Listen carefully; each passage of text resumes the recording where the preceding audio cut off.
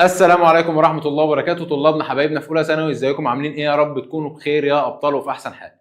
النهارده يا شباب بإذن الله إحنا معاكم في فيديو مراجعة شهر أكتوبر. هنراجع مع بعض يا أبطال كل محتوى شهر أكتوبر بالكامل. هناخد الأول كده وخليني أعرفك نظام الحصة هيمشي إزاي بإذن الله. نظام حصتك دي هيمشي إن شاء الله كأول حاجة كشرح. خلاص، هناخد سبورة الفرع، سبورة فيها كل الحاجات اللي جاية على الفرع في امتحان الشهر إن شاء الله. كلمات مفتاحية كده، أشوف إيه في السؤال أختار إيه في الإجابة. تمام كده؟ تمام. بعدها هنبدأ نحل كذا فكرة عليه. بعديها إن شاء الله ناخد فرع المنطق برضو نفس الكلام، ناخد سبورة كلمات مفتاحية وبعدين نروح نطبق عليه.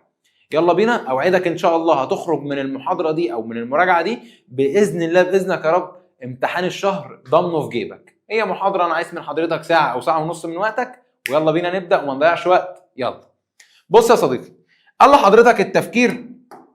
اول حاجه كده عند حضرتك درس التفكير في فرع الفلسفه. احنا دلوقتي بنبدا باول فرع الفلسفه. حضرتك خدت فرع التفكير او درس التفكير. طبعا بيقول لحضرتك هنا التفكير هو ايه؟ هو عمليه عقليه، خلاص، هدفها حل المشكلات او تفسير المواقف الغامضه وتفسير المواقف. يبقى حل المشكلات وتفسير الايه يا مستر؟ وتفسير المواقف. يبقى ده كده تعريف التفكير. خدنا بعد كده نقطة أو ملحوظة مهمة جدا. التفكير ماله يا مستر؟ ده عملية، قلت لحضرتك خد بالك إن هو عملية تلقائية غير مقصودة، عشان السادة الزملاء اللي بيقولوا التفكير مقصود. لا، التفكير يا ابني عملية غير مقصودة، التفكير عملية تلقائية، التفكير عملية غير مكتسبة وغير متعلمة. اتفقنا؟ يعني ولا بتكتسبها ولا بتتعلمها. بعد كده جيت قلت لحضرتك أهمية التفكير. أنا عندي 4 أهميات للتفكير، تعالى كده نقولهم سوا. المنفعة العامة اللي هي بنستفيد كلنا والقدرة على القيادة وحل المشكلات. تاني حاجة اسمها المنفعة الخاصة أو المنفعة العملية، بستفيد أنا لوحدي. تالت حاجة اسمها الصحة النفسية، ده طبعا الاتزان أو الرضا النفسي والتكيف مع المتغيرات الجديدة. رابع حاجة اسمها القدرة على التحليل والنقد والتقويم. 4 أهميات للتفكير. جيت دلوقتي قلت لحضرتك ايه بقى صور النشاط العقلي؟ ايه الحاجات اللي بتخليني افكر؟ مواقف تثير النشاط العقلي. جيت قلت لحضرتك هم 4. اول حاجه تذكر الماضي، يعني استدعاء الخبرات، بفتكر حاجه من زمان. تاني حاجه التخطيط للمستقبل، حاجه لسه ما حصلتش وبخطط عشان يعني بخطط ان انا طبعا هعملها، زي مثلا الالتحاق بوظيفه ما او كليه معينه. رابع حاجه او ثالث حاجه بقى تنظيم التفكير، اللي هو ترتيب الخبرات، بترتب نفسك، زي التسلسل المنطقي، زي تتابع الاحداث، زي ان حضرتك تشوف مثلا في السؤال بيقول لك 2 4 6 يبقى اللي جاي 8. حضرتك مثلا بتحط خطه، بتحط جدول، بتحط مثلا خطه معينه تمشي عليها، منهج معين تمشي عليه، يبقى الكلام ده كله اسمه تنظيم التفكير او ترتيب الخبرات. رابع حاجه اسمها طبعا حل المشكلات. خلاص، اي ازمه او اي مشكله حضرتك بتواجهها بتدور لها على حل. جينا لاساليب التفكير. طبعا اساليب التفكير عند حضرتك اسلوب خرافي، والاسلوب الخرافي ده بدائي ساذج. خلاص اهو، بدائي ساذج. عند حضرتك اسلوب ديني، الاسلوب الديني ده بنقول عليه اسلوب عقائدي. عند حضرتك بعد كده اسلوب علمي، والاسلوب العلمي ده بنقول عليه اسلوب تجريبي، بيبحث في العلل والحقائق المباشره او القريبه. خلاص. رابع اسلوب اسمه اسلوب فلسفي، وده اسلوب تأملي عقلي تحليلي. يعني يا مستر من الاخر الاسلوب الفلسفي ده قال لحضرتك يا معلم الاسلوب الفلسفي ده بيبحث في العلل البعيده، بيبحث في المبادئ الاولى للاشياء، الاسباب الغير مباشره لكل شيء. تمام؟ قال لحضرتك يبقى احنا كده عندنا كام اسلوب؟ 4. اسلوب خرافي، بتفكر تفكير خرافي، اساطير بقى وخرافات، الخرزه الزرقاء بتمنع الحسد، مش عارف الرقم 5 كده اعمله كده مثلا في وش الناس اللي بتحسدك، اي حاجه مثلا الدجل، الشعوذه، السحر، الكلام ده كله خرافات. تمام؟ طب جيت قلت لحضرتك يا سبحان الله، بص دلائل قدره الله عز وجل، وابتديت اكلمك عن ربنا وابتديت اكلمك عن الدين والعقيده، يبقى ده اسلوب ديني. ابتديت اقول لحضرتك مثلا عن التجارب والحاجات العلميه والاسباب المباشره للظواهر الطبيعيه، يبقى كده انا بتكلم في الاسلوب العلمي. طب الاسلوب الفلسفي اسلوب مجرد، بيفكر في الحاجات المجرده زي الخير والشر. اسلوب تاملي عقلي تحليلي، عايز دليل على كل حاجه بس دليل عقلي نظري. تمام؟ تمام. بالمناسبه خليك فاكر ان الاثنين دول بيكملوا بعض، العلمي والفلسفي بينهم تكامل. خلاص. طب يا مستر مين الاثنين اللي عكس بعض؟ الخرافي والعلمي. الخرافي والعلمي عكس بعض، الاسلوب الخرافي والاسلوب العلمي عكس بعض. العلمي اسباب سليمه منطقيه، الخرافي اسباب غير منطقيه وغير سليمه. تمام. جيت دلوقتي قلت لحضرتك بعد كده، ده كده كان بشكل سريع درس التفكير، ويبقى فاضل فيه معلومه واحده بس اللي هي خطوات التفكير. كيف تتم عمليه التفكير؟ واسمعها مني كده وحطها حلقه في ودانك. 3 خطوات. اول خطوه استقبال او عفوا وقوع الحدث. تاني خطوه وقوع الحدث زي ايه؟ زي الباب اللي طرق. طب حلو. تاني خطوه استقبال الحدث ده عن طريق الحواس، يعني مثلا الباب لما خبط هستقبله بحاسه السمع. خلاص. تالت حاجه بتبتدي بقى حضرتك تشغل دماغك، عمليات عقليه معرفيه معقده، فالعمليات دي بتسمى التفكير. يبقى 3 خطوات: وقوع الحدث، بعد كده استقبال الحدث ده عن طريق المثيرات، بعد كده طبعا اللي هو عمليات عقليه معرفيه معقده اللي هي بتسمى التفكير. تمام. جينا دلوقتي لتاني درس او تاني موضوع، وهو كان مقارنه بين الفلسفه والدين والعلم من حيث 4 اوجه مقارنه: الموضوع والمنهج، الغايه، وطبيعه الحكم. دي كانت بين الفلسفه والعلم. تعالى كده نعرف موضوع كل واحده فيهم. لو جه كلمك يا سيدي بالمختصر المفيد كده عن قضايا حياتيه، يبقى بيكلمك في موضوع الفلسفه. ركز بقى الموضوع والمنهج والغايه، عشان الناس اللي ما بتعرفش تميز بينهم. موضوع الفلسفه يبقى ده كده قضايا حياتيه. طب عايز بحث في المجردات، يبقى ده كده فلسفه من حيث الموضوع. طب مثلا بيدرس الخير والشر والعداله، بيدرس حاجات كليه شامله، يبقى ده برضو موضوع الفلسفه. فيجي يقول لحضرتك مثلا دراسه الحقائق الكليه الشامله، ده الفلسفه من حيث الموضوع. دراسه مثلا الخير والشر، المفاهيم المجرده، الديمقراطيه والعداله، ده الفلسفه من حيث تقول له الموضوع. طب يا مستر والدين؟ قال لحضرتك الدين عايز يدرس علاقة الإنسان بالخالق، علاقة الإنسان بالخالق. من الآخر الدين ده بيدرس مجموعة عبادات. فهيجي مثلا يقول لحضرتك الصلاة، الصوم، الكلمة الطيبة، صدقة، كل الحاجات دي، كل العبادات، أي وسيلة تقرب بيها ربنا سبحانه وتعالى، يبقى الكلام ده موضوع الدين. خلاص؟ الدين من حيث الموضوع. طب يا مستر إيه هو موضوع العلم؟ قال لحضرتك موضوع العلم جزئي، بيدرس الظواهر الحسية، ممكن تقول بيدرس الظواهر الطبيعية. خلاص؟ يعني مثلا يجي يقول لحضرتك العلم بيدرس ظواهر جزئية، بيدرس ظواهر الطبيعة، بيدرس الصوت والضوء والحركة، بيدرس الظواهر الحسية. خلاص؟ اللي هي الحاجات اللي بتخضع للحواس، زي الصوت، ممكن اعلي الصوت وممكن اوطيه وبسمعه. خلاص؟ طيب، فقال لحضرتك يبقى ده كده العلم من حيث يا مستر؟ من حيث الموضوع. احنا ماشيين برتم سريع شويه لان هي مراجعه، انا عايز من الاخر الم مع حضرتك كل المعلومات ونحل ونطبق سوا، وتحل معايا بايدك من غير ما تزهق، في نفس الوقت ما اطولش عليك في الفيديو. خلاص؟ عشان كده ماشيين برتم سريع شويه. طب يا مستر انا في درس مثلا واقع مني عايزه بالتفصيل، الكلام ده في حصص مخصصه شرح بالكامل، دي بتبقى من خلال المنصه. تمام؟ هنسيب لحضرتك هنا يعني تحت الفيديو هنا في صندوق الوصف، نسيب لحضرتك ارقام التواصل معانا، وهنسيب لحضرتك لينك الملزمه، وهنسيب لحضرتك كل اللي يهمك. اتفقنا؟ خليك بقى مركز معايا، يلا وكمل. يبقى احنا كده خلصنا من موضوع الفلسفه والدين والعلم.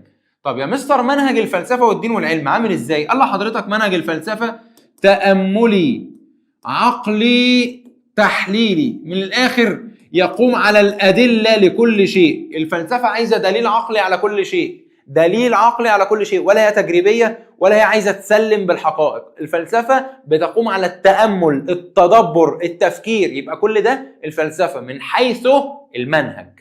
تمام. قال لحضرتك لكن بقى منهج الدين يقوم على اعمال العقل برضو، بس مع التسليم والطاعه. يعني ايه يا مستر التسليم والطاعه؟ يعني سلم بالحقائق زي ما هي، ما تقعدش تعدل على الحقائق الدينيه. خلاص؟ ما تقعدش تفكر ده جه منين وده جه ازاي وليه حصل وليه ما حصلش، لا، اقبل الدين زي ما هو. يبقى ده كده التسليم بالحقائق والطاعه زي ما الحاجه نزلت لك، يبقى ده كده منهج الدين. الدين من حيث المنهج. طب منهج العلم بقى مستر عامل ازاي؟ الله حضرتك ده منهج تجريبي، واسمع كده الكلمه دي من مستر مهاب، قياسي. يعني ايه قياسي يا مستر؟ يعني قابل للقياس. كل الظواهر اللي بيدرسها العلم قابله للقياس، زي مثلا الضوء نقدر نقيس شده الضوء، الصوت نفس الكلام، السرعه، الحركه، قوانين الازاحه. فمثلا هتلاقي في علم الفيزياء، علم الاحياء، علم الفلك، علم الطب، هتلاقي فيه نسب، هتلاقي فيه قياسات، هتلاقي فيه اختبارات، هتلاقي فيه تجارب. خلاص؟ يبقى ده كده العلم من حيث المنهج. تمام. جيت قلت لحضرتك في الغايه، والله كلهم غايتهم الوصول للحقيقه، بس الفلسفه عايزه العلل البعيده.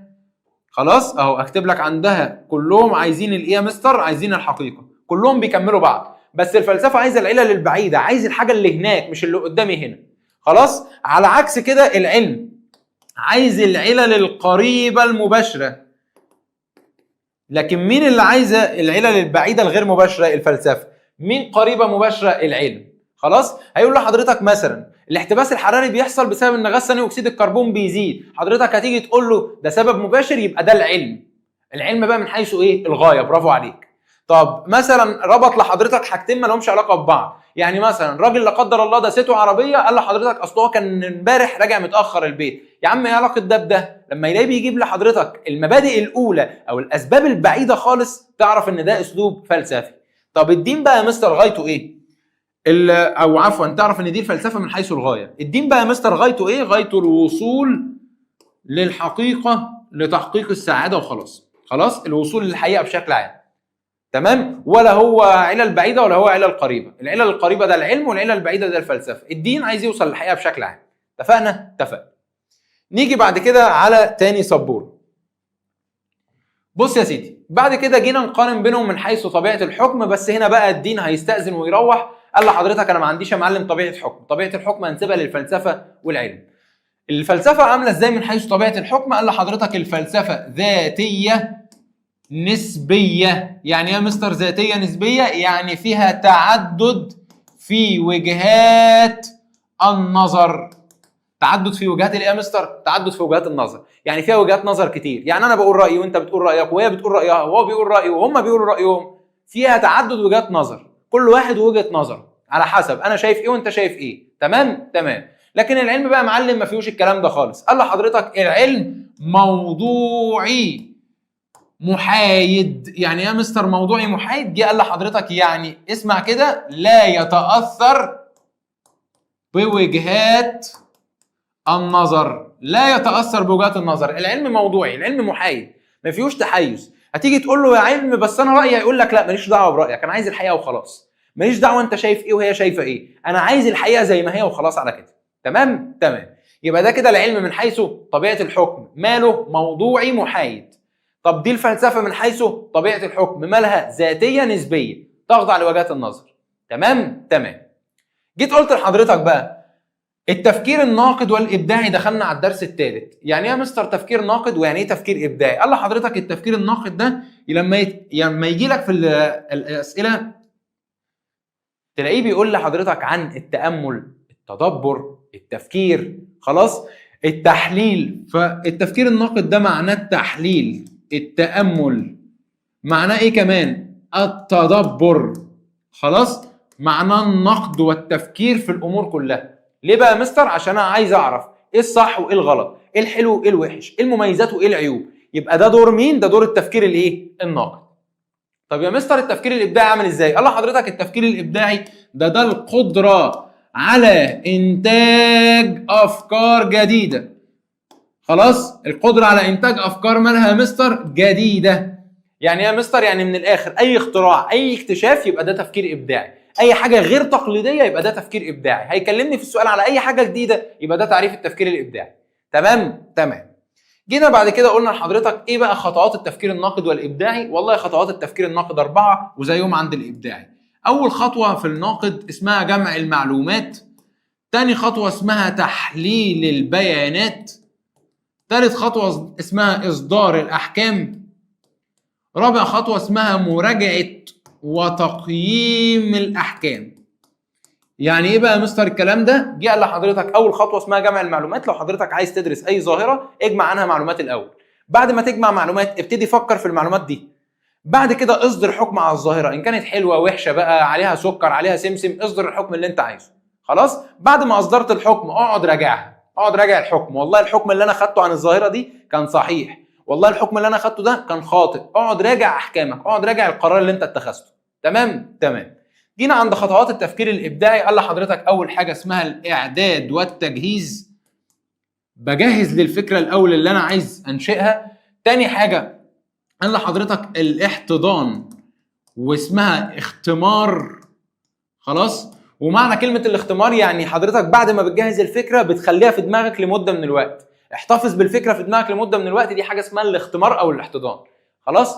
ثالث نقطه اسمها الاشراق والاشراق يعني بدايه ظهور الفكره، يعني الفكره خلاص خرجت للنور، ابتدينا نطبقها، ابتدينا ننفذها، يبقى ده كده مرحله الاشراق. خلاص. اخر حاجه اسمها التحقق، والتحقق دي يعني حضرتك بتشوف بقى قيمه الفكره، الفكره كانت كويسه، الفكره كانت وحشه، كان الفكره ليها قيمه، كان الفكره ملهاش، الله اعلم. فاحنا هنا في مرحله التحقق. اتفقنا؟ اتفقنا. جه بعد كده قال لحضرتك ايه بقى اهميه كل واحد فيهم؟ التفكير الناقد ايه اهميته، والتفكير الابداعي ايه اهميته؟ قال لحضرتك التفكير الناقد اهميته اول حاجه اتخاذ الاحكام بموضوعيه. التفكير الناقد بيخلي عند حضرتك ان انت تقدر تتخذ الحكم او تقرر على الحاجه او تحكم على الحاجه بشكل موضوعي، بعيدا عن التحيز، بعيدا عن وجهات النظر، بعيدا عن الاحساس، الميول، المشاعر، الكلام ده كله. تمام؟ تاني حاجه بيخلي عند حضرتك الاستقلاليه في اتخاذ القرارات، بيخلي حضرتك شخص مستقر او مستقل. خلاص. يعني ايه يا مستر مستقل؟ يعني انا ما بمشيش ورا حد، انا رئيس جمهوريه نفسي بالعربي كده زي ما بنقولها. خلاص. يعني انا ما بمشيش ورا حد، انا بعمل اللي يناسبني انا. خليك شخص مستقل، خلي عندك شخصيه. فعشان كده التفكير الناقد بيخلي عند حضرتك الاستقلاليه في اتخاذ القرارات. اتفقنا؟ اتفقنا. بعد كده جيت قلت لحضرتك اهميه التفكير الابداعي 2. اول حاجه تقدم ورفاهيه المجتمع. تخيل كده المجتمع كل يوم بنخترع فيه حاجه، كل يوم بيظهر فيه فكره جديده، كل يوم بيظهر فيه حاجه جديده، يبقى طبعا المجتمع هيبقى شكله عامل ازاي؟ هيتقدم وهيبقى فيه رفاهيه كبيره جدا.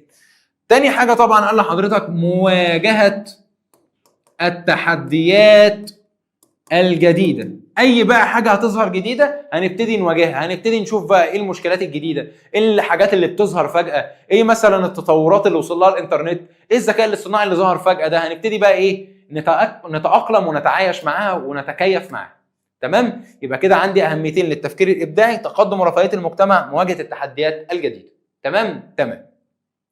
جينا بعد كده عند مهارات التفكير الناقد والابداعي، وعرفنا ان التفكير الناقد كان فيه 3 مهارات: مهاره التفسير، مهاره الاستنتاج، خلاص، مهاره التقويم. ايه هما بقى يا مستر ال3 مهارات دول؟ التفسير يعني حضرتك بتقول كل ظاهره سببها ايه، يعني الدنيا مطرت ليه؟ عشان مثلا الغازات اتجمعت مثلا في السماء فاتبخرت فنزلت ميه. فحضرتك مثلا بتعرف كل ظاهره ايه سببها، ايه العوامل اللي ادت اليها، يبقى ده كده مهاره التفسير. طب مهاره الاستنتاج يا مستر؟ قال لحضرتك دي بقى مقدمات ونتائج. يعني ايه يا مستر؟ يعني حضرتك دلوقتي لو خرجت من عندي في الحصه بتبص للسماء لقيتها مليانه غيوم، فحضرتك بصيت للسماء كده قلت الحق يا مستر دي ايه؟ دي هتمطر. فالمقدمات اللي كانت عندك ان السماء مغيمه، فانت توقعت ان هي هتعمل ايه؟ هتمطر. خد بالك الفرق بقى بين المثالين، هي مطرت وانت عايز تعرف الاسباب، يبقى ده كده تفسير. لكن انت شفت غيوم في السماء فاستنتجت انها هتمطر، يبقى ده كده استنتاج. تمام؟ تمام. اخر حاجه طبعا، اخر مهاره في التفكير الناقد اسمها التقويم، والتقويم معناه ابراز او وضوح ايه هي المزايا وايه العيوب، بيان مميزات وعيوب كل شيء، بيان ايجابيات وسلبيات كل شيء. يعني مثلا تيجي تقول مثلا ايه، والله يا مستر مهاب شرحه كويس، بس مثلا عيبه ان هو بيتضايق وبيتعصب قوي لو لقى حد جايب درجه وحشه. خلاص.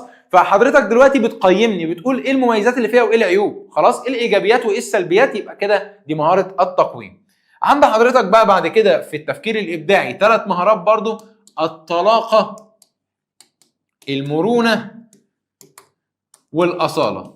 بص يا صديقي، الطلاقه دي معناها ايه؟ ان حضرتك بتنتج حلول كتير، فيجي مثلا في سؤال يقول لك فيض الافكار، القدره على انتاج العديد من الافكار، العديد من الحلول، الكثير منها، افكار كتير او حلول كتير، او مثلا يعني اقتراحات عند حضرتك كتيره، يبقى ده كده طلاقه. يبقى دي كده الطلاقه، القدره على انتاج اكبر عدد من الافكار. تمام؟ تمام. لكن المرونه بقى معناها ايه؟ المرونه معناها ان حضرتك عندك القدره على تقبل الاراء المختلفه، عند حضرتك تنوع في التفكير، ما عندكش فكر واحد. ده عكس التعصب، خد بالك الكلام ده عكس التعصب. تمام؟ تمام. جيت دلوقتي قلت لحضرتك اخر واحده الاصاله. الاصاله تختارها امتى يا مستر او اكتبها امتى، سواء في سؤال مقالي او في اختياري؟ لما يكلم حضرتك عن اي اختراع جديد. كلمه الاصاله اصلا معناها ان هي حاجه جديده، فلما يكلم حضرتك اخترعنا نظارات متكلمه تقول له الاصاله. يقول لحضرتك مثلا اخترعنا على سبيل المثال سيارات بتطير، تقول له الاصاله. اخترعنا الذكاء الاصطناعي تقول له الاصاله. طورنا النت بشكل كبير، تقول له الاصاله. اي حاجه جديده غير تقليديه تبقى مهاره الاصاله. متفقين؟ متفقين. كده احنا خلصنا الوحده الاولى فلسفه، وده في فرع الفلسفه المقرر على حضرتك في شهر اكتوبر. تعالى بقى كده نطبق عليها بشويه حل، يلا بينا. بص يا صديقي اهو، هنبدا دلوقتي بقى مع بعض كده نحل. ونموذج اجابه الملزمه ان شاء الله احنا هنطبق بكده بكام فكره مع بعض، ونموذج اجابه الملزمه بالكامل هتلاقيها برضو ان شاء الله تحت الفيديو. تمام؟ ده نموذج الاجابه بالكامل. احنا دلوقتي هنطبق بافكار سوا. يلا بينا نبدا. يلا. اول سؤال بيقول لحضرتك: كان الفيلسوف ارسطيراخوس اول من اشار الى ان الارض هي التي تدور حول الشمس، وان التحركات الظاهريه اليوميه للكواكب مراجعها دورات الارض. ده بيدل على ايه؟ اسمع بقى كده، خلينا بس نصغرها لك كده شويه اهو، خلاص عشان تعرف تشوفها. ده بيدل على ايه؟ بيدل على الانفصال بين الفلسفه والعلم؟ لا، على فكره العلاقه بين الفلسفه والعلم او الفلسفه والدين انا قلت لحضرتك ان بينهم تكامل وتوافق. سواء بين الفلسفه والعلم بينهم تكامل وتوافق وترابط، سواء بين الفلسفه والدين بينهم تكامل وتوافق وترابط. تمام؟ تمام. وعلى فكره خد بالك ملحوظه واكتبها كده معايا، لو انت واد شاطر بقى وجنبك كشكولك وقلمك كده اكتبها معايا: ابن رشد هو الراجل اللي وفق بين الفلسفه والدين. اوعى تنساها، ها؟ اوعى تنساها. نيجي بقى هنا، طبعا العلاقه بين الفلسفه والدين هو بيتكلم حضرتك عن الاثنين بيكملوا بعض، يبقى ده طبعا التكامل بين الفلسفه والعلم. عفوا، الفلسفه والعلم لا بينهم صراع ولا بينهم انفصال ولا بينهم طبعا اي تنافر. سؤال 2: تعتمد الفلسفه في دراستها لمشكله الخير والشر على المنهج. الفلسفه طبعا انا قلت لحضرتك موضوعها حاجات كليه مجرده، بس منهجها تاملي عقلي تحليلي. عندك ايه في الثلاثه دول؟ اهي تاملي اهي. شكرا، سلام عليكم. سهله. احنا من الاخر بندي لحضرتك في السبوره دي الكلمات المفتاحيه، خلاصه الخلاصه، الحاجه اللي تخليك ان شاء الله تحل اي سؤال صح. اتفقنا؟ اتفقنا. جيت دلوقتي قلت لحضرتك سؤال 3: تحاول الوصول لاحكام شامله بعضها نقدي ولا تعبأ بما عليه الواقع. وانا كلمت حضرتك احكام كليه او ظواهر كليه شامله، يبقى ده الفلسفه من حيث الموضوع. يبقى ده موضوع ايه؟ ده موضوع الفلسفه. بص السهوله، لما تلخص كده معايا في الاول دروسك، بعد كده تبتدي تحل عليها، تسمع مني كلماتك المفتاحيه كده وتتمزج. احلى احساس في الدنيا يا اخي، والله والله احلى احساس في الدنيا. يلا تعال نكمل. سؤال 4: غايه الفيلسوف من دراسه نمو النباتات هو الوصول. غايه الفيلسوف، غايه الفيلسوف يعني غايه الفلسفه الوصول لانهي علل بقى؟ البعيده ولا القريبه؟ قال لحضرتك لا، دي عايزه توصل للعلل البعيده الغير مباشره. تمام؟ تمام. جيت دلوقتي قلت لحضرتك سؤال 5: دراسه تاثير الحراره على تمدد المعادن بيعتمد على ايه؟ الحراره والمعادن الحاجات اللي نقدر نتحكم فيها، الحاجات الحسيه تخضع للحواس، يبقى ده كده ايه؟ قال لحضرتك ده كده بيعتمد على الملاحظه والتجربه. خلاص؟ طيب نيجي بعد كده يا شباب لسؤال 6: يستهدف وصف الظواهر وكيف تحدث في كيفيه حدوثها. بيوصف الظواهر وبيقول هي بتحصل ازاي. خلاص؟ فده طبعا العلم مش الفلسفه. ليه يا مستر؟ لان هو بيقول لحضرتك هو بيوصف الظواهر، بيدرس الظواهر وازاي بتحصل، يعني بيدرس كيفيتها، الحاجات اللي بتحصل في الواقع. يبقى طبعا ده العلم مش الفلسفه. خلاص؟ سؤال رقم 7: العلم هو ما تعرف والفلسفه هي ما لا تعرف. العلم هو الحاجه اللي انا عارفها، اللي قدامي، اللي شايفها. لكن الفلسفه الحاجه اللي انا ما بشوفهاش، الحاجه اللي لا تخضع للادراك الحسي. يبقى ده كده مادي ودي معنويه مجرده. الكلام ده كان في ايه؟ الكلام ده كان من حيث الموضوع. خلاص؟ ليه يا مستر الموضوع؟ لان في الموضوع انا قلت لحضرتك العلم جزئي حسي، يعني يدرس الظواهر التي تخضع للادراك، لكن الفلسفه تدرس المعاني والمجردات التي لا تخضع للادراك الحسي. تمام؟ تمام. خد بالك من افكار الاسئله دي، والله منقيين لك شويه اسئله افكار عاليه.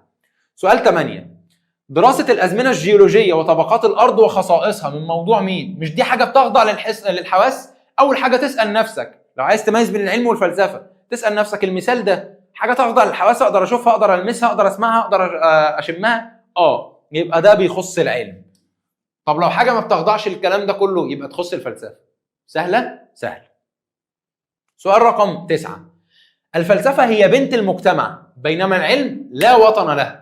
العلم ما يعرفش ابوه، ولا عايز وجهة نظر ده ولا عايز وجهة نظر ده ولا هسمع لده. امال عايز ايه علم؟ انا عايز الحقيقة. لكن الفلسفة دي بنت المجتمع. يعني ايه بنت المجتمع؟ يعني احنا مثلا قاعدين شوية شلة على القهوة كده، فده بيقول رأيه وده بيقول رأيه وده بيقول رأيه، خلاص يبقى الكلام ده من حيث الذاتية والموضوعية. الذاتية والموضوعية طبعا اللي هي كانت طبيعة الحكم، اهي الموضوعية والذاتية، واكتب لك عليها كده طبيعة الحكم. خلاص. سؤال رقم 10. الفلسفة لا تسعى للوصول إلى الاتفاق العام حول المعرفة وتؤمن بمشروعية الخلاف، وهذا يعني أن معارف الفلسفة مالها؟ الله حضرتك طبعا نسبية. خلاص، لأن مطلقة يعني ثابتة، والفلسفة نسبية متغيرة. غير قابلة للتعديل يعني ثابتة، يقينية يعني ثابتة. لكن الفلسفة فيها تعدد في وجهات النظر، نسبية وذاتية. تمام؟ تمام. سؤال رقم 11. تعد حركة الرياح وتصريفها وتغيير حركتها حارة أو باردة حتى تنشأ الغيوم لينزل المطر.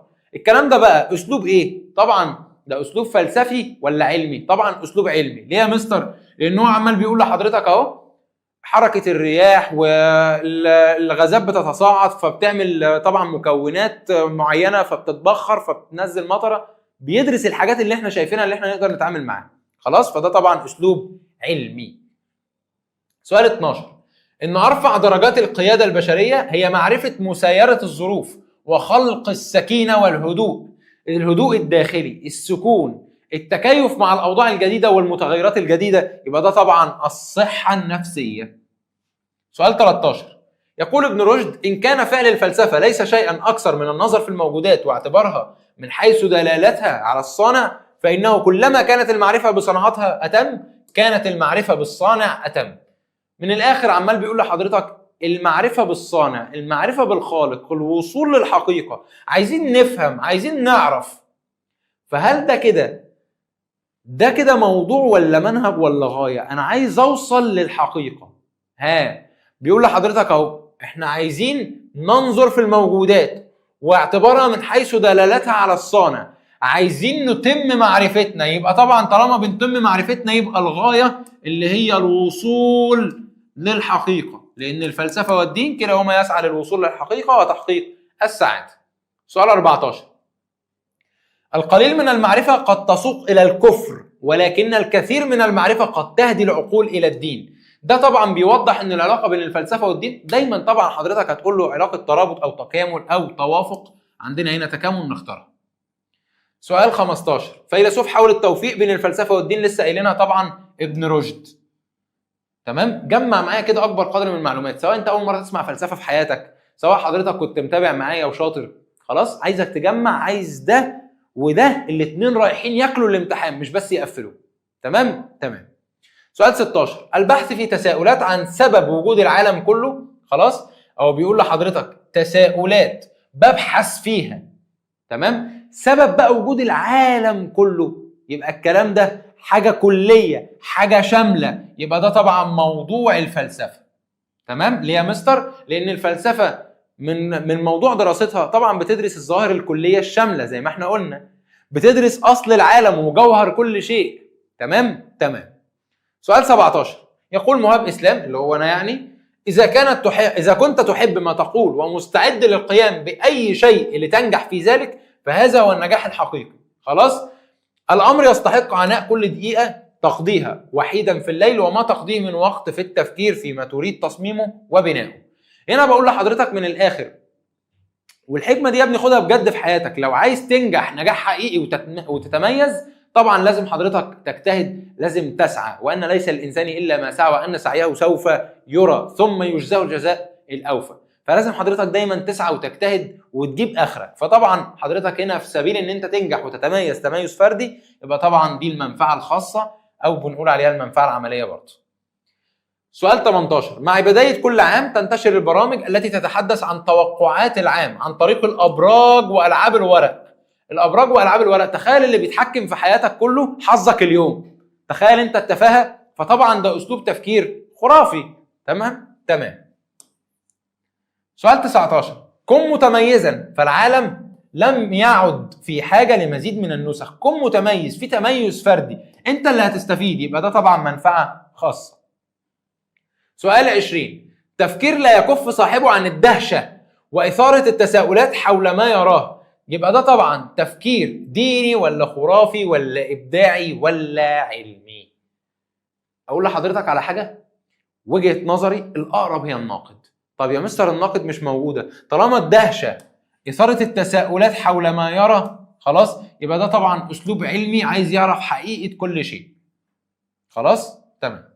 سؤال 21، الأسباب الصغيرة لها غالبا نتائج كبيرة. الأسباب الصغيرة لها نتائج كبيرة، تمام؟ يبقى أنا بقول لحضرتك أهو، فقدان المسمار أدى لضياع حدوة الحصان، فقدان الحدوة أدى لضياع الحصان نفسه، وضياع الحصان أضاع الفارس. يبقى سبب ونتيجة، سبب ونتيجة، سبب ونتيجة. يبقى طبعا دي مهارة التفسير، بقول لحضرتك إن كل حاجة إيه سببها، تمام؟ سؤال 22، أعظم الحقائق في الحياة أبسطها وكذلك يكون أعظم الرجال.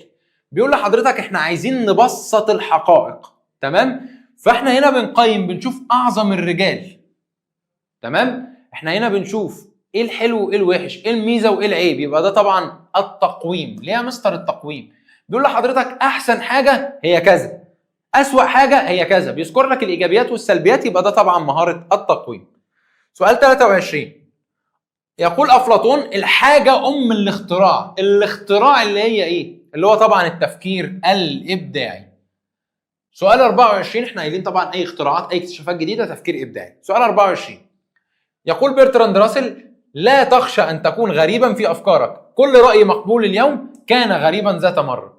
يعني ما تخشاش من الأفكار الغريبة أو الأفكار الجديدة، لا، كل الافكار اللي اتقبلت النهارده كانت في يوم من الايام غريبه وجديده. يبقى ده طبعا بيدعوك للتفكير الايه؟ بيدعوك للتفكير الابداعي. سؤال 25، كان عباس بن فرناس اول انسان في التاريخ بيخترع. شكرا، بعد كلمه يخترع خلاص السؤال اتحسم عند التفكير الابداعي. سؤال 26، اي اكتشاف اي اختراع وانت مغمض التفكير الابداعي. على ضمانتك يا مستر؟ على ضمانتي. تمام تمام. سؤال 26، يقول نورمان أشار إلى أن المتعلم لابد له أن يستقبل المعلومات جيدا ويحتفظ بها حتى يستطيع استعادتها. استعادتها يبقى تذكر الماضي. بقيت طبعا الأسئلة الخاصة بفرع الفلسفة أو يعتبر احنا خلصناهم. تعالى يا عم نحل آخر سؤالين عشان ما نزعلكش. أحد الأصدقاء الذي يعاني من ضائقة مالية، خلاص، فعرضت عليه ان يقوم بتوصيل الطلبات للمنازل ليحسن دخله. يبقى ده طبعا حضرتك بتحل له مشاكله، تمام؟ ليه؟ لان هو واقع في مشكله، حضرتك بتقول له ايه الحل بتاعها.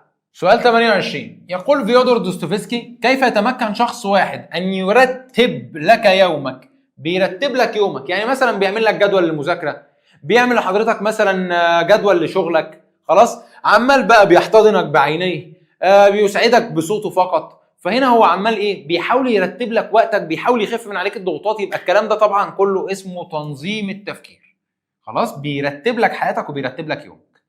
طبعا دي اسئله المنطق. وقبل ما نخش في اسئله المنطق خلينا نرجع لسبورتنا الجميله وناخد كده مع بعض سبورتين كده كلمات مفتاحيه حلوه. والله حضرتك عندك في المنطق او في فرع المنطق اللي جاي عند حضرتك في امتحان الشهر، خلاص، 4 دروس.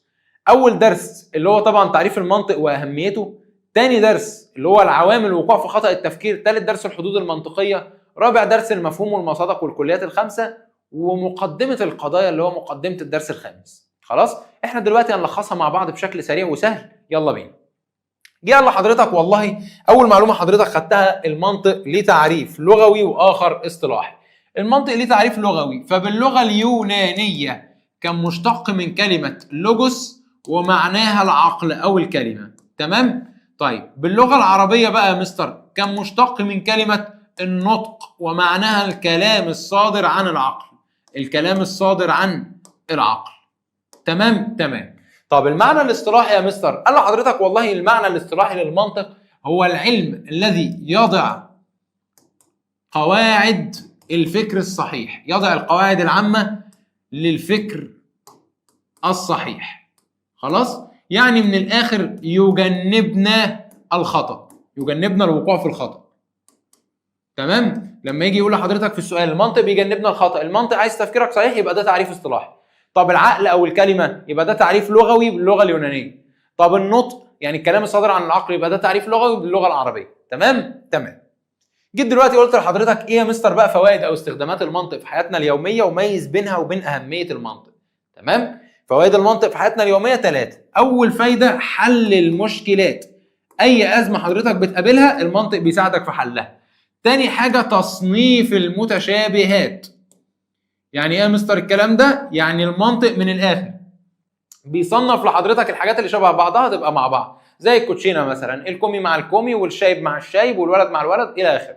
تمام؟ جيت دلوقتي قلت لحضرتك اخر حاجه بيستخدم قاعده ما نحكم به على الكل نحكم به على الجزء.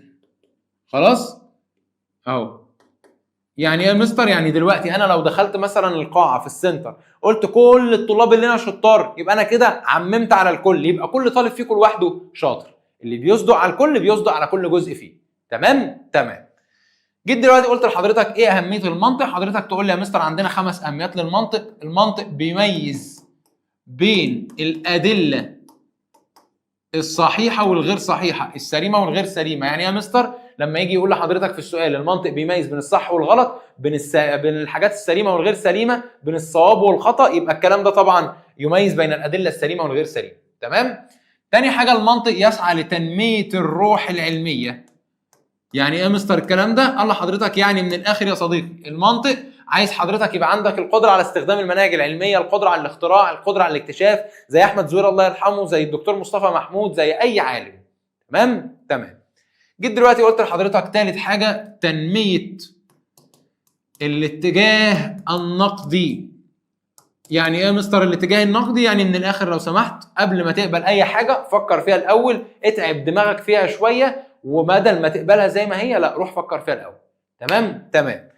طبعا رابع حاجه اللي هي اختيار الالفاظ بدقه. امتى يا مستر اختارها؟ لما يقول لحضرتك لو سمحت نقي الفاظك، لو سمحت خلي الفاظك واضحه، لو سمحت ما تقوليش كلمه تحتمل معنيين او كلمه غامضه، ما تجيش تقول لي انت عندك جبن وتسكت، ما هو جبن دي معناها خوف ومعناها في نفس الوقت الجبنه اللي بتتاكل. ما تروحش تقول لي خلي بالك من العين، اخلي بالي من انهي عين؟ خلي بالي من عين الحسود، ولا من عين البوتاجاز لحسن تولع في البيت، ولا من العين السحريه بتاعت الباب، ولا من عين الجمل اللي عبده لسه جايبها اول امبارح؟ اخلي بالي من ايه؟ خلاص؟ فكده حضرتك لازم تختار الالفاظ بدقه. جاء لحضرتك اخر حاجه بقى في اهميه المنطق، وطبعا اهميات المنطق لو اتكلمنا عنها من هنا لبكره مش هنخلص، فهو لخصها لك في 5 حاجات، واللي هي اخرهم يحررنا من التاثر بالعاطفه. خلاص؟ يحررنا من التاثير السلبي للعاطفه. يعني من الاخر المنطق عايز حضرتك تاخد القرار بالعقل، ما تفضلش ماشي ورا ميولك ومشاعرك، عشان انا عارفك واد بسكوته كده ومرهف، عندك مشاعر مرهفه، فبعد اذن حضرتك ما تمشيش ورا مشاعرك، لا امشي ورا عقلك، اختار الانسب مش الاحب. يعني يا مستر يعني اختار الحاجه المناسبه ليك مش الحاجه اللي انت بتحبها. تمام؟ تمام. جيت دلوقتي قلت لحضرتك طبعا كان عندنا بعد الدرس ده كان عندنا درس اسمه عوامل الوقوع في خطأ التفكير، وخليني كده افكرك بيه بشكل سريع، الدرس بسيط جدا حتى مش مستاهل حتى نكتبه. ليه يا مستر؟ والله احنا كان عندنا 8 عوامل الوقوع في خطأ التفكير، 4 ذاتيه و4 موضوعيه. الاربعه الذاتيه تغليب العاطفه على العقل، يعني حضرتك بتغلط بسبب ان انت ماشي ورا مشاعرك وميولك بدل عقلك. طبعا تاني نقطه كانت التسرع في اصدار الحكم، لو جه قال لحضرتك في السؤال ان انت بتاخد حكمك بدون صبر يبقى تختار التسرع في الحكم. تمام؟ ثالث حاجه القابليه للاستهواء، لو قال لحضرتك انت ماشي ورا الافكار المنتشره الشائعه، حضرتك بتصدق الحاجات من غير ما تتاكد منها، يبقى دي قابليه للاستهواء. الرابعه التعصب والتطرف، ان لو حضرتك مثلا عندك تعصب كروي، حضرتك ما بتقبلش فكر غير فكرك، حضرتك عندك جمود، يبقى الكلام ده تعصب وتطرف. العوامل الموضوعيه برضو كان 4، عدم الدقه في استخدام اللغه، زي مثلا ما اروح اقول لواد عبده يا عبده كمل طبقك بدل ما ابو رجل مسلوخه ياكلك، فما فيش حاجه اسمها ابو رجل مسلوخه. اروح مثلا لطفل صغير اقول له مثلا الغول جاي يخطفك، يا عم مفيش حاجه اسمها غول. خلاص؟ اروح مثلا اقول لفظ غامض، يبقى ده عدم الدقه في استخدام اللغه. فجاب لحضرتك مثلا في السؤال بيت شعر حضرتك مش فاهمه، عدم الدقه في استخدام اللغه. قال لحضرتك كلمه حضرتك مش فاهمها، عدم الدقه في استخدام اللغه. تمام؟ تاني نقطه او تاني خطا في العوامل الموضوعيه اللي هو نقص المعلومات. مثلا عبده جاب مكنه طباعه بس هو ما قراش الارشادات بتاعتها فراح غلط. ليه غلط يا مستر؟ اصل هو ما قراش اصلا الارشادات بتاعتها، ما عندوش معلومات هي ازاي بتشتغل، فراح بوظها. تمام؟ يبقى هو كده عنده نقص معلومات. طب لو هو عارف بس الموضوع صعب او الموضوع يفوق قدراته، يبقى دي صعوبه المشكله. زي مثلا الام اللي بتسيب بالبيت لمسؤوليه اللي بتسيب مسؤوليه البيت لطفله مثلا طفله عندها 8 10 سنين ولا حاجه، فالام مشيت وسابت لها مسؤوليه البيت كله، هتقدر تشيلها؟ لا طبعا. طفله صغيره ازاي تشيل مسؤوليه؟ فطبعا هنا المشكله بتفوق قدرات الفرد، يبقى دي صعوبه المشكله. اخر عامل في العوامل الموضوعيه طبعا اللي هو كان الهيمنه والسيطره، ان حضرتك بتمشي وبتنفذ قرارات الاعلى منك سواء في النفوذ او في السلطه او في السن. تمام؟ تمام. جينا بعد كده بقى درس الحدود المنطقيه، وقسمنا الحدود بتاعتنا لتصنيفين. تصنيف من حيث الكم، كان عندنا حد كلي وحد جزئي. وتصنيف من حيث الكيف، طبعا من حيث الكيف كان فيه حد موجب وحد سالب. تمام؟ الحد الكلي اللي هو حد بيصدق على افراد كتير، زي كلمه شجره، ما فيش شجره واحده، فيش اشجار كتير جدا. فيش كتاب واحد، في كتب كتير جدا. تمام؟ طب حد جزئي زي ايه؟ حد جزئي مثلا لما اجي اقول لحضرتك هذا الكتاب قلمي، سبورتي، شجرتي. خلاص؟ لما اجي اقول لحضرتك اي حاجه، ما فيش مثلا نهر النيل، كتاب الجمهوريه لافلاطون، باجي اقول لحضرتك حاجه ما فيش غير واحده بس منها، نهر النيل ما فيش غير واحد بس. مثلا كتاب الجمهوريه لافلاطون، ما فيش غير كتاب واحد بس اسمه الجمهوريه لافلاطون. خلاص؟ فده كده الحد الجزئي، الحاجه اللي هي المفرده اللي ما فيش غير واحده بس منها. تمام؟ طب من حيث الكيف يا مستر، موجب وسالب. الحد الموجب ده بيبقى عامل ازاي؟ الله حضرتك ده بيأكد وجود صفه. خلاص؟ حد مثبت. يعني يا مستر زي مثلا كلمه امين، زي كلمه خائن، زي كلمه صادق، زي كلمه كاذب. خد بالك، سواء الصفه دي حلوه او وحشه اسمه حد موجب. طول ما هو ما فيهوش اداه نفي يبقى حد موجب. اتفقنا؟ اتفقنا.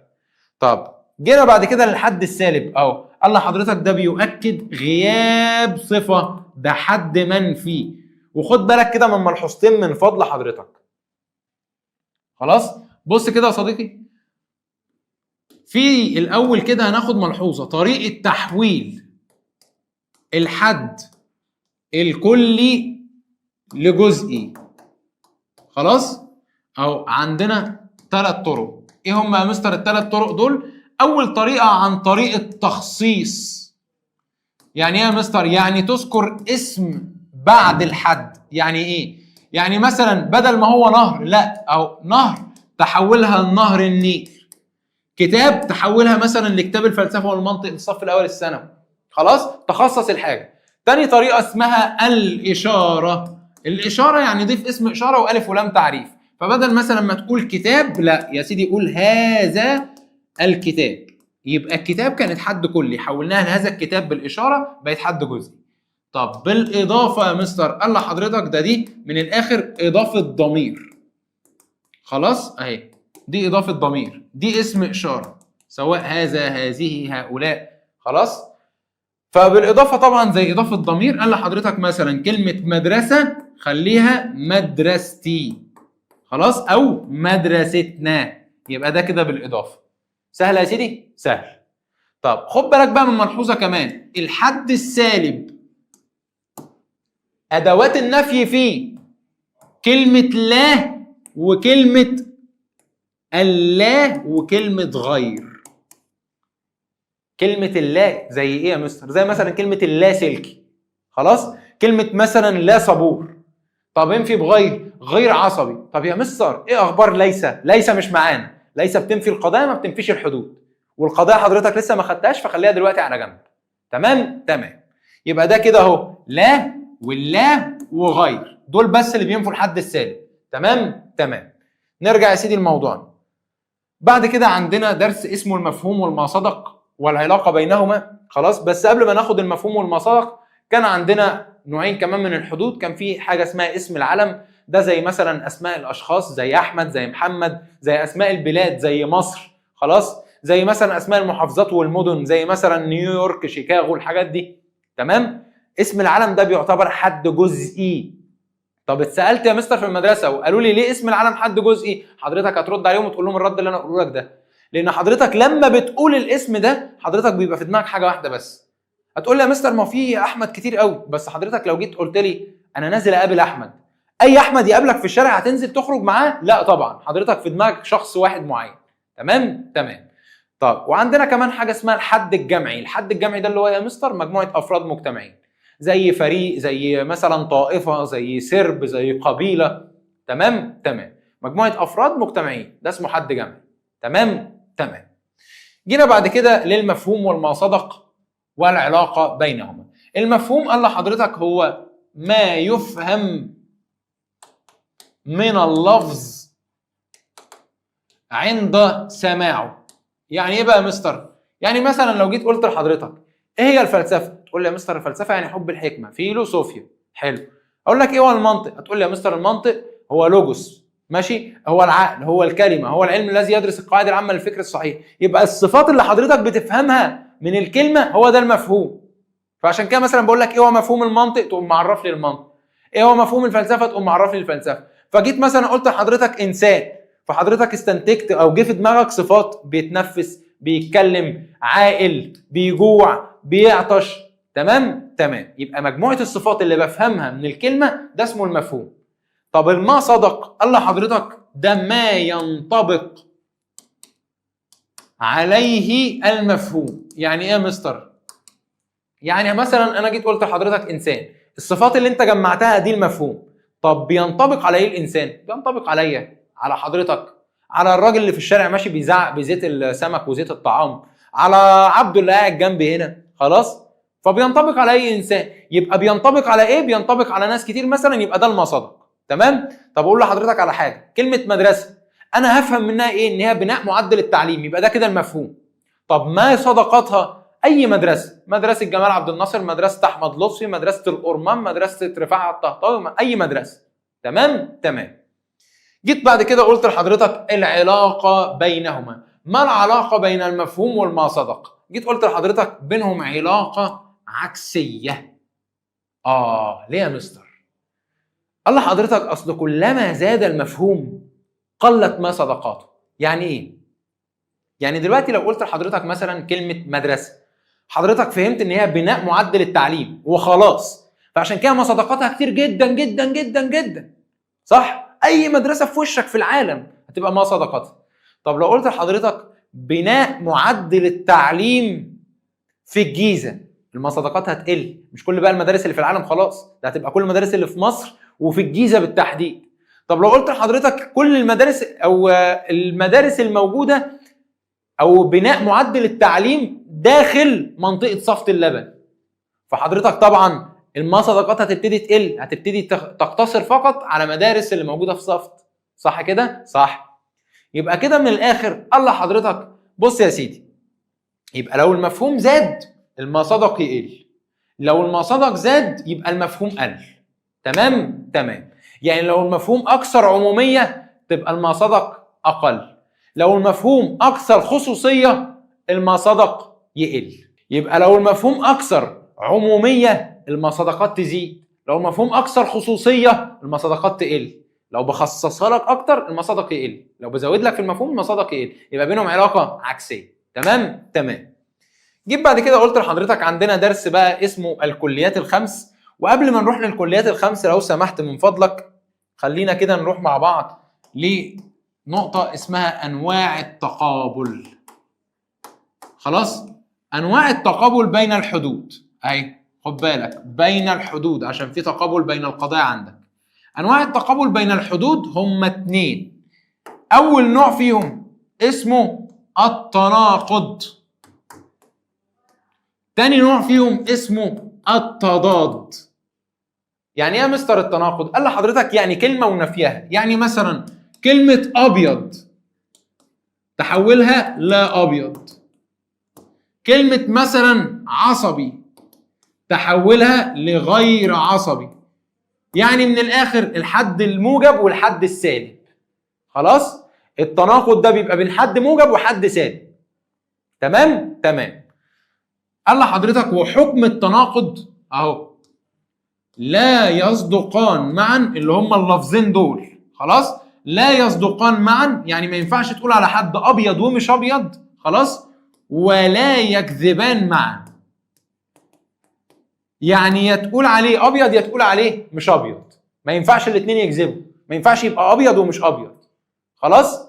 او عفوا ما ينفعش يبقى ابيض ومش ابيض في نفس الوقت. ما ينفعش يبقى ولا ابيض ولا مش ابيض، ما ينفعش ولا يصدقوا سوا ولا يكذبوا سوا. تمام؟ تمام.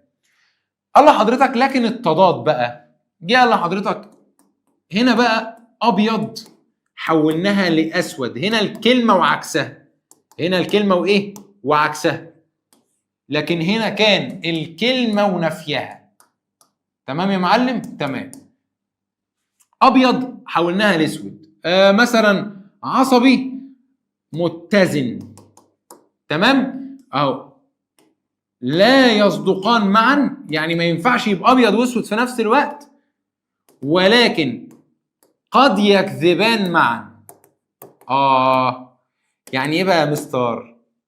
يعني ما ينفعش يبقى ابيض واسود في نفس الوقت، بس ينفع ولا يبقى ابيض ولا يبقى اسود. ممكن يبقى اصفر، احمر، ازرق، صح؟ ما ينفعش يبقى عصبي ومتزن في نفس الوقت، بس ممكن يبقى ولا عصبي ولا متزن، هو بين البنين. صح؟ صح. فقال لحضرتك يبقى التضاد طبعا لا يصدقان معا وقد يكذبان، يعني لا يجتمعان وقد يرتفعان. قد يرتفعان يعني ايه يا مستر؟ يعني قد يكذبان معا. تمام؟ تمام. نيجي عند الكليات الخمس. الكليات الخمس بينقسموا لجنس ونوع، ده من حيث الاسماء. طب من حيث الصفات يا مستر؟ قال لحضرتك 3 حاجات اللي هم طبعا الفصل والخاصه والعرض العام. تعالى بس كده الاول ندرسها من حيث الاسماء، اللي هي طبعا جنس ونوع. الجنس قال لحضرتك ده لفظ او حد كلي، اهو حد كلي، بلاش يا سيدي لفظ مع ان اللفظ هو الحد. حد كلي يجمع عدة أنواع، يعني في جواه عدة أنواع. تمام؟ زي مثلا كلمة كائن. كلمة كائن فيها أنواع، زي إيه يا مستر؟ كائن حي وجماد. طب حتى كلمة كائن حي فيها أنواع، فيها مثلا حيوان ونبات. إيه ده يا مستر؟ ما فيهاش إنسان؟ تصدق بقى الإنسان جزء من الحيوان، نوع من الحيوان. الله يا مستر أنت بتكفر؟ لا والله ده بالمنطق. خلاص؟ بالمنطق. تعالى كده اقسمها لك اهو. بص يا سيدي، دي كده كلمة كائن، في منها نوعين، في منها كائن حي وفي منها جماد. تمام؟ الكائن الحي ليها نوعين، كلمة حيوان وكلمة نبات. طبعا النباتات فيها انواع، بس احنا دلوقتي مثلا هنمسك كلمة حيوان اهو. حيوانات عموما بقى بشكل عام، وفي انسان. خلاص؟ طبعا بقى الانسان في منه برضو نوعين، ذكر وانثى. بص التقسيمه عامله ازاي؟ كائن بقت كائن حي، بقت حيوان ونبات. الحيوان انقسم لنوعين، انسان وحيوانات، والانسان انقسم لنوعين، ذكر وانثى. بص بقى وتخيل كده معايا. فقال لحضرتك طبعا ده هنا ده بقى الجنس اهو. ده كده جنس، ده كده جنس، ده كده جنس، وده كده جنس. ليه يا مستر؟ قال لحضرتك ده كده اهو تحتيه انواع كتير، يبقى ده جنس. وده كده هتقول لي يا مستر ما هو ده نوع. ما هو في بقى حاجه اسمها جنس الاجناس، وفي حاجه اسمها نوع الانواع. جنس الاجناس اللي هو اهو، اللي هو من الاخر هو مش نوع لحاجه، هو مش نوع من حاجه. تمام؟ يعني ما فيش فوقيه حاجه، ده جنس الاجناس. طب نوع الانواع بقى ما فيش تحتيه حاجه، ده نوع الانواع. خلاص شكرا، ده اخر حاجه. خلاص؟ يبقى جنس الاجناس هو مش مشتق من حاجه، هو مش نوع لحاجه، هو الجنس الاعم. طب نوع الانواع مفيش تحته انواع تاني، يعني مفيش مثلا من الانثى انواع، في انثى كده وفي انثى كده. خلاص؟ لا مفيش منها انواع. تمام؟ تمام. فكده جه قال لحضرتك اهو، احنا كنا في الجزئيه دي اهو. ده كده الجنس تحته عده انواع. النوع هو اهو مجموعه افراد بينهم صفات مشتركة.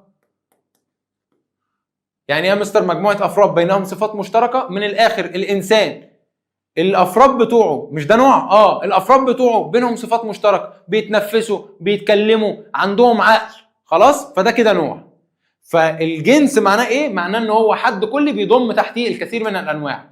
طب والنوع حد كلي برضه، بس يطلق على أشخاص أو أفراد خلاص تجمعهم صفات مشتركة. تمام؟ تمام. ده كده كانت الكليات الخمسة من حيث الأسماء. وبرضه روح شوف محاضرتها بالتفصيل، عشان شرحها بالتفصيل بص اخدك لدنيا تانية خالص، اخليك تعلي على اي حد فيها. خلاص احنا دلوقتي بس مستعجلين عشان الريتم سريع شويه، عشان من الاخر لا اطول عليك ولا في نفس الوقت اكلك في المعلومه. تمام. اخر نقطه عندنا الكليات، طبعا من حيث الصفات. تمام، احنا اتفقنا ان هم اسمهم الكليات الخمس، خدنا منهم 2 من حيث الاسماء اللي هم الجنس والنوع، بعد كده هناخد ال3 التانيين من حيث الصفات اللي هم الفصل، خلاص، والخاصه والعرض العام. العرض العام اهو، خلينا كده نحول لك اللون. اول حاجه يا شباب عندنا اسمها الفصل، والفصل معناها صفه جوهريه اساسيه تميز وتفصل النوع عن غيره. يعني ايه يا مستر الكلام ده؟ يعني مثلا لما اجي اقول لحضرتك عاقل، هي عاقل دي صفه اساسيه في الانسان ما يعرفش يعيش من غيرها؟ طبعا يعرف يعيش ازاي من غير عقل. حلو. وفي نفس الوقت بتميز الانسان عن باقي الكائنات؟ طبعا بتميزه. يبقى ده كده الفصل، بتفصله عن باقي طبعا الكائنات او الانواع الاخرى. طب اسمع كده الخاصه. الخاصه يعني ايه يا مستر؟ قال لحضرتك دي صفه غير اساسيه، يعني مش اساسيه ومش جوهريه، بس برضه بتميز النوع عن غيره. يعني ايه يا مستر بقى؟ ازاي بتميزه هي مش اساسيه؟ يعني مثلا اجي اقول لك كاتب، كلمه كاتب، هل لازم الانسان يبقى كاتب؟ لا مش لازم. يعني لازم كلنا نبقى روائيين وكتاب؟ لا مش لازم. خلاص، يبقى هي مش صفه اساسيه. بس في نفس الوقت هل مثلا عمرك شفت حمار قاعد بيكتب؟ لا يا ابني لا مفيش حمار بيقعد بيكتب. خلاص. طب عمرك مثلا شفت جاموسه روائيه؟ لا طبعا ما بتشوفش. خلاص، يبقى الكلام ده طبعا بيميز الانسان، بس في نفس الوقت مش شرط تبقى فيه. يبقى ده كده الخاصه، بتخص الانسان بس مش صفه اساسيه. تمام، بتخص النوع. الله حضرتك طب والعرض العام؟ الله حضرتك بقى دي صفه عرضيه. يعني ايه عرضيه؟ يعني غير اساسيه، وفي نفس الوقت لا تميز النوع عن غيره. زي ايه يا مستر؟ زي مثلا كلمة ابيض. يعني ايه كلمة ابيض؟ كلمة ابيض، اللمبة او الاضاءة لونها ابيض، بنطلون عبده لونه ابيض، السقف مثلا دهانه لونه ابيض، انا بشرتي لونها ابيض، وهكذا. فابيض دي بتميز حاجة؟ لا. طب اساسية في حاجة؟ لا مش اساسية. يبقى طبعا دي كلمة او صفة عرض عام. تمام. جينا بقى بعد كده عند القضية، وخليني كده اقول لحضرتك القضية اهو. القضية طبعا تعرفها دي جملة خبرية. القضية المنطقية هي جملة خبرية. طب ايه يا مستر مكوناتها؟ موضوع زائد رابطة زائد محمول. يعني ايه يا مستر موضوع ومحمول؟ كلمة موضوع يعني حد نخبر عنه اللي هو المبتدأ في العربي. كلمة محمول يعني حد نخبر به اللي هو الخبر في العربي. طب وايه هي الرابطة دي يا مستر؟ قال لحضرتك الرابطة دي في منها نوعين، موجبة ورابطة سالبة. الموجبة دي دايما بتبقى مستترة. ليه يا مستر؟ يعني مثلا اسمع الكلمة دي كده وقول لي رأيك. بص يا سيدي، الجملة دي اهو، مثلا مهاب شخص مجتهد. خلاص، فين الرابطة يا مستر؟ رابطة موجبة. شفت الرابطة؟ لا، يبقى مستتر.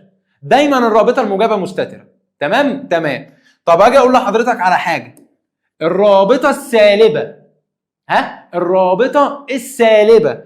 الرابطة السالبة قال لحضرتك لا، دي بقى بتظهر لما اجي مثلا اقول لحضرتك مهاب ليس عصبي. خلاص، اهي كلمة ليس دي رابطة. تمام، يبقى الرابطة السالبة بتظهر، الرابطة الموجبة مستترة. تمام. القضية المنطقية عبارة عن ايه؟ دي جملة خبرية فيها 3 اطراف، فيها موضوع، فيها محمول، فيها رابطة. يعني فيها مبتدأ وخبر ورابطة. تمام. بس طبعا اوعى تقول لي عليهم في المنطق مبتدأ وخبر، ما ينفعش، تتحسب غلط. المبتدأ اسمه موضوع يعني حد نخبر عنه، الخبر اسمه محمول يعني حد نخبر به. تمام.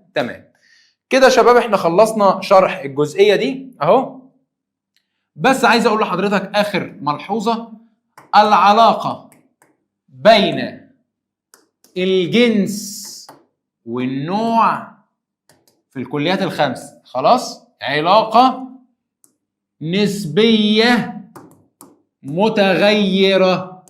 ليه يا مستر نسبية متغيرة؟ بص انا كاتبها لك بالبنط العريض. العلاقة، يبقى احنا كده خدنا علاقات كتير. تعالى كده اقولهم لك. اولهم العلاقه بين الفلسفه والدين او الفلسفه والعلم توافق وتكامل وترابط. خلاص تمام. طب العلاقه بين المفهوم والما صدق علاقه عكسيه، كلما زاد المفهوم قل الما صدق والعكس صحيح. تمام. طب العلاقه بين الجنس والنوع في الكليات الخمسه علاقه نسبيه متغيره، لان الجنس نفسه ممكن يبقى نوع، يعني جنس ونوع في نفس الوقت، زي كلمه كائن حي هي نوع لكلمه كائن وجنس لكلمه طبعا حيوان ونبات. تمام تمام. نيجي بقى بعد كده وخلينا يلا نرجع ونطبق كده بكام فكره اهو. يلا اول سؤال، ان اللغه ليست مجرد ثوب يرتديه المعني الفكري او المعنى الفكري، خلاص، دون ان يؤثر فيه تاثيرا جوهريا. بيقول لحضرتك من الاخر العلاقه بين المنطق واللغه مالهم؟ قال لحضرتك دول طبعا وجهان لعمله واحده. وعلى فكره اللي ربط المنطق باللغه كان عالم اسمه ابو حيان التوحيدي. خلاص، ربط المنطق باللغه وقال لحضرتك الاثنين مرتبطين ببعض. سؤال 2، عند محاولة حل مسألة رياضية فإننا ننتقل من مجموعة من المعطيات إلى الحل الذي كان غير معروف. يبقى ده كده تعريف المنطق ولا المنطق في حياتنا ولا العلاقة بين المنطق واللغة ولا الاستدلال المنطقي؟ طبعا دي حاجة بس مش عليك دلوقتي، يعني مش عليك دلوقتي بس، اسمها الاستدلال المنطقي، يعني عليك قدام شوية. خلاص، في الترم ده برضو بس قدام شوية. تمام. سؤال رقم 3، أبو حيان التوحيدي ماله؟ كان من أشد المتعصبين للنحو؟ لا. وقف موقفا وسطا بين المنطق والنحو؟ طبعا، لأنه كان بيوفق بين الاثنين. تعصب للمنطق؟ لا. رفض المنطق والنحو؟ لا. خلاص. سؤال 3، بيكون رفض التبعية الفكرية والتفكير عن طريق الغير ودعا لاستقلالية الفكر. يبقى من الآخر بيكون كان عايز يعمل إيه؟ بيكون طبعا كان عايز يحررنا من تأثير الاستهواء. إيه يا مستر تأثير الاستهواء ده؟ قال لحضرتك إن أنت ما تمشيش ورا حد، لان من اهميه المنطق ان هو بيحررنا من تاثير العاطفه والاستهواء. بس هو هنا فرقهم لك عن بعض ولا حضرتك دول انهي؟ طبعا حضرتك هتقول له الاستهواء ان انت ما تمشيش عن طريق الغير. سؤال 5، البحث في قوانين الفكر الصحيح وما به من اضطراد الذي يوجد في تفكير الانسان واستدلالاته بحيث تعصمه من الخطا والتناقض والاغاليط. خلاص، هو بيقول لحضرتك كده من الاخر احنا عايزين نشوف الفكر الصحيح، تمام، وعايزين نجنب الانسان الوقوع في الخطا. يبقى من الاخر ده المنطق اشتقاقيا ولا لغويا؟ طبعا الاثنين غلط، لان لغوي هي اشتقاقي. طب دي علاقه المنطق باللغه؟ ما جابها لكش في دي خالص. خلاص، يبقى طبعا المنطق واهميته في دراسه قواعد التفكير السليم واهميه دراسه قواعد التفكير، اللي هو من الاخر ممكن تقول عليه التعريف الاصطلاحي للمنطق. تمام تمام. سؤال 6، جعل ارسطو المنطق مدخلا لكل العلوم. ده بيشير طبعا للتعريف الاصطلاحي للمنطق، بس حته ارسطو دي ملغيه من على حضرتك فشيلها. سؤال 7، يقول ديل كارنيجي درب عقلك على الامساك بزمام المبادره دائما، كن الفعل ولا تكن رد الفعل. خلي عقلك اللي ممشيك مش العاطفه اللي ممشياك. يبقى طبعا ده عايز حضرتك تتخلص من تغليب العاطفه على العقل، مش عايز حضرتك تبقى عاطفتك هي اللي سايقاك، لا، عايز حضرتك تختار بعقلك. سؤال رقم 8، ادى الخلاف بينك وبين زميل ليك حول التعقيب على احد الانديه التي تشجعها الى المقاطعه. يعني مثلا انا بشجع برشلونه، عبده بيشجع ريال مدريد، فاحنا الاثنين مثلا اتخانقنا في ماتش على القهوه فقمنا مقاطعين بعض. يبقى الهبل ده اسمه ايه؟ الهبل ده اسمه التعصب والتطرف. انت كده شخص متعصب. سؤال 9، قام اخوك بشراء آلة جديدة للطباعة وصارع بشراء الاحبار الملونة لها، وعند قراءة التعليمات فوجئ بانه يجب استخدام الحبر الاسود فقط. يبقى هو كده ما كانش قرا التعليمات، يبقى معلوماته ما كانتش كافية، يبقى ده طبعا نقص المعلومات. خلينا كده نخش في الموضوع شوية ونبتدي بقى نشوف. طبعا سؤال 13 اهو فكرته حلوة، اذا كانت طبيعة العصر ترتكز على الجانب العقلي كان المنطق طبعا تجريبيا هي امبريقيا، فاستبعد الاثنين. طبعا تأمليا. ليه تأمليا يا مستر؟ لان المنطق بيعتمد على التفكير، وده سؤال كده خبيث مستويات عليا شوية. خلاص، طب يا مستر هل هتسأل زيه؟ من النوادر ان حضرتك تتسأل سؤال زي ده. سؤال 14، ذهبت لشراء سيارة من أحد معارض السيارات فوجدت سيارة قديمة تقف أمام المعرض، أخبرت صديقك أنك لن تشتري من هذا المعرض لأن كل سياراته قديمة. بالصدفة عربية قديمة كانت واقفة قدام معرض عربيات، فحضرتك بدل ما تصبر وتبص على الباقي قلت لصاحبك لا ده كده يا معلم المعرض ده مضروب وبيبيع عربيات قديمة. فده كده طبعا حاجة اسمها التسرع في إصدار الأحكام. خلونا كده شوية نخش في الأسئلة ونختار بقى بعض الأفكار أهو. البعض من الاتصالات، دخلنا كده في الحدود المنطقيه، البعض من الاتصالات لاسلكيه. كلمه لاسلكيه حد كلي جمعي سالب موجب، طبعا سالب عشان فيها هي اداه نفي اللي هي لا. سؤال 19. حتشبسوت ملكه مصريه، حتشبسوت في منها كتير؟ لا، ده اسم علم، واسم العلم ده حد جزئي، احنا متفقين خلاص. طب انا بدور على اسم علم يا مستر هنا ما لقيتش، يبقى تختار حد جزئي. سهله سهله. طب لو كنت لقيت اسم علم كنت اختاره. تمام تمام. سؤال 20. لقد تم تعييني في كليه الاداب قسم الفلسفه بجامعه القاهره كمعيد. جامعه القاهره بتدل على ايه؟ طبعا جامعه القاهره هي حد جزئي، ولو انت بقى واد برنس، احنا واخدين طريقه تحويل الحد الكلي لحد جزئي. هي ده كده بالتخصيص ولا الاشاره ولا الاضافه؟ ها، سامع المعلم الشاطر اللي قال تخصيص، صح، برافو عليك. طبعا ولا بالاضافه، انت ما ضفتلهاش ضمير، ما قلتش جامعتي او جامعتنا، ولا بالاشاره ما قلتش هذه الجامعه، انت بتقول جامعه القاهره. تمام تمام. سؤال 21. القاهره هي عاصمه مصر. حلو. القاهره بقى هنا حد منطقي نخبر عنه ولا نخبر به، ولا هي لوحدها قضيه، ولا هي حد سالب؟ مبدئيا هي مش قضيه لان هي مش جمله، ولا حد سالب ما فيهاش اداه نفي. طب نخبر عنه بقى ولا نخبر به، يعني موضوع ولا محمول؟ طبعا موضوع، لان الموضوع اللي هو المبتدا، خلاص، اللي هو حد منطقي نخبر عنه. سؤال 22. ابني عمر. خلاص، ابني عمر دي جمله انشائيه ولا حد موجب ولا حد كلي ولا حد جزئي؟ مبدئيا هي مش جمله. ابني عمر، خلاص، يبقى ده حد موجب؟ ده صفه؟ لا. حد كلي في 100 واحد اسمه ابني عمر؟ لا، ده طبعا حد جزئي. تمام تمام. سؤال رقم 23. مؤمن شخص جريء. هنا بقى مؤمن دي يا مستر تنفع صفه، يعني تنفع حد موجب، والحد الموجب ممكن اقول عليه كلي، لان انا سمعت فيديو الشرح بتاع الحدود المنطقيه كنت يا مستر قايل لنا فيه ان حد الموجب ممكن نقول عليه حد كلي. بس برضه يا صديقي كنت قايل لك تركايه كده في اخر الفيديو بتاع الحدود المنطقيه، اللي هي محاضره الشرح بقى التفصيليه بتاع درس الحدود المنطقيه، كنت قايل لحضرتك ملحوظه في غايه الاهميه. قلت لك اسمع يا ولا، لو جت صفه حد موجب تبقى كلمه مؤمن دي حد كلي، لكن لو جت اسم علم يبقى حد جزئي. قلت لي يا مستر طب انا اعرف ازاي؟ قلت لك يا ولا اوعى تنسى حسب سياق الجمله. فهنا بيقول لحضرتك مؤمن شخص جريء. مؤمن هنا واضح جدا ان هو بيتكلم على شخص اسمه مؤمن، تبقى طبعا اسم علم، خلاص، واسم العلم يعتبر حد جزئي. السؤال رقم 24. كلمه امين وكلمه عادل، هذه الالفاظ تشير الى حد جزئي او كلي؟ حد جزئي، حد جزئي وكلي، ولا حد كلي؟ الله حضرتك من الاخر هي حد جزئي وكلي في نفس الوقت. ليه يا مستر؟ الله حضرتك حد جزئي وكلي ليه؟ لان هي تنفع كصفه يبقى كده حد كلي، تنفع كاسم تبقى حد جزئي، خلاص. فطبعا حد جزئي او كلي هي حد جزئي وكلي، خلاص. طبعا الاجابتين برضو يعتبروا صح، دي برضو صح. سؤال 25. شعب مصر حد جزئي من الممكن ان يتحول الى حد كلي بحيث يكون شعبك؟ لا، ده كده لسه جزئي بالاضافه عشان في ضمير. هذا شعب او هذا الشعب بقى، لا ده كده بالاشاره يبقى لسه برضو جزئي. شعب السودان، لا ده كده بالتخصيص يبقى لسه جزئي. كلمه شعب هي دي الحد الكلي. سهله سهله. جينا بعد كده عند سؤال رقم 26. الحد سامي. كلمه سامي تنفع كحد جزئي وتنفع كحد كلي. ليه؟ كلمه سامي ممكن تيجي بصفه اللي هو السمو، خلاص، وفي نفس الوقت ممكن تيجي باسم شخص، يبقى طبعا ده حد جزئي او كلي.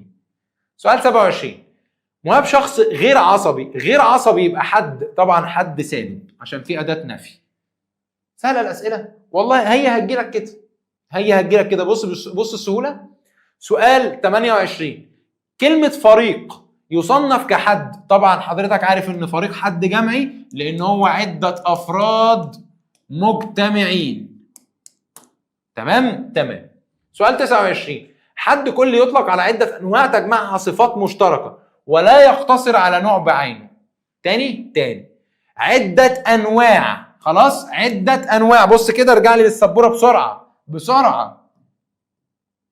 بص كده يا صديقي، كنت قايل لحضرتك اهو هنا يجمع عده انواع. تعالى بقى كده هنا اهو بيقول لك يطلق على عده انواع، يبقى الجنس. ليه؟ لان الجنس بيجمع عده انواع. سهله والله قايلها لك بالنص اهو. سؤال 30. حد كلي يطلق على صفه اساسيه مميزه تميز النوع. اساسيه وبتميز الاثنين يبقى الفصل، قولا واحدا الفصل. خلاص؟ طب اساسيه وما بتميزش، راجع كده معايا معلوماتك. اساسيه بس ما او عفوا غير اساسيه بس بتميز يبقى الخاصه. طب ولا اساسيه ولا بتميز يبقى العرض العام. تمام؟ تمام. اظن احنا كده مسيطرين الحمد لله. بص على محتوى شهر اكتوبر بشكل كامل. تمام؟ تمام. جيت قلت لحضرتك عندي سؤال 31. حدين منطقيين عندما نبحث عن الحقيقه بينهما نجدها بين طرفي سلم فيه درجات. يبقى ده كده انهي نوع تقابل؟ بص يا سيدي، طالما بتحتمل عده احتمالات، ودي اقولها لك سر بيني وبينك كده مفتاح حل. طالما فيها عده احتمالات، طالما فيها عده درجات، قولا واحدا قول له يا معلم ده تضاد. ليه يا مستر؟ قال لحضرتك طالما فيها عده درجات او عده احتمالات، ما انا قلت لك في التناقض يا يبقى كده يا يبقى كده. لكن في التضاد قلت لحضرتك لا يصدقان معا وقد يكذبان، يعني ممكن يبقى في احتمالات تانية. طالما في احتمالات تانية يبقى ما تقولوش تناقض، قول له تضاد. تمام؟ تمام. سؤال 32. لفظ فضيلة، كلمة فضيلة يدخل تحته ما يأتي من الكليات الآتية: الصدق والشجاعة والعدل والكرم والأمانة. يعني من الآخر بيقول لحضرتك تحته عدة أنواع، يعني كده فضيلة اهي تحتها عدة أنواع، يبقى طبعا كلمة فضيلة دي جنس. سؤال 33. تقول الحكمة: ليس القوي من يكسب الحرب دائما، وإنما الضعيف من يخسر السلام دائما. اللفظ الضعيف يمكن اشتقاق منه حد سالب، وهو ليس ضعيف ولا إلا ضعيف ولا غير ضعيف ولا القوي؟ يبقى طبعا غير ضعيف. طبعا انا قلت لحضرتك هنا فكره السؤال تقول لك يعني ان انت ما تنفيش بليس، خلاص، وانا قايل لحضرتك ان كلمه ليس بتنفي القضايا ما بتنفيش الحدود. تمام؟ تمام. لحد هنا يا شباب احنا خلصنا مع بعض مراجعه الشهر. حاولنا قدر الامكان ان احنا نلم لك كل المعلومات، لان المعلومات حقيقي بتاعت محتوى شهر اكتوبر كانت كتير جدا جدا جدا. حاولنا نلم لك كل المعلومات وفي نفس الوقت ندي لك عليها مفاتيح اجابه كمان معاها شويه ملاحظات كده. فعايز حضرتك دايما خليك متابع معانا اول باول. بننزل لك على اليوتيوب سواء حل التقييمات، سواء حل على كل درس لوحده، سواء مراجعات الاشهر. فعايز حضرتك لو سمحت من فضلك تتابع معانا كويس جدا على اليوتيوب، وتتابع كمان بقى الحاجات التفصيليه، لان اكيد التفصيلي هيبقى غير المراجعه. خلاص؟ يعني المراجعه احنا بنراجع مع حضرتك بشكل سريع، لكن التفصيل احنا بنمسك لك المعلومه بنحلل لك تاريخ اللي جابوه. فعايز حضرتك برضو سواء حضرتك طالب سنتر سواء حضرتك طالب اونلاين لو سمحت التزم، لان فتره 11 و12 دي اللي بتحدد الفرق بين الطالب الشاطر والطالب الواقع. خلاص؟ الفتره الجايه اللي هي فتره شهر 11 و12 اقسم لك بالله هي اللي بتحدد مين هيجيب ال60 من 60 ومين هينجح بالعافيه او يسقط لا قدر الله. فاحنا عايزينكم كلكم ان شاء الله ناجحين وباعلى درجه وباعلى تقفيل كمان ان شاء الله باذن الله. ربنا يوفقكم. نشوفكم ان شاء الله على خير في الفيديو الجاي. السلام عليكم ورحمه الله وبركاته.